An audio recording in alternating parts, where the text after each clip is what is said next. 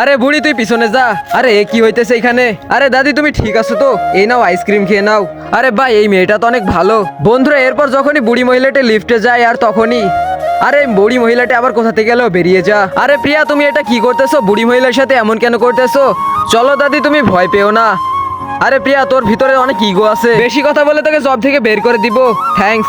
আরে এই নে যিনি 1 ঘন্টার ভিতরে ফাইলগুলো তৈরি করবি।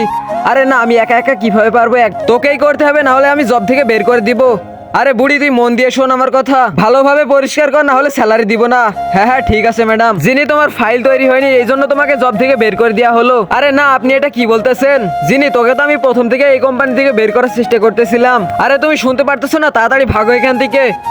আরে এখানে কি হইতেছে? আরে কে রে যিনি কে এই কোম্পানি থেকে বের করতে চাইতেছে? আরে বুড়ি দাদি তুমি এখানে? Welcome madam. আরে বাপরে বুড়িটাই তো কোম্পানির মালিক। हिला डाला ना।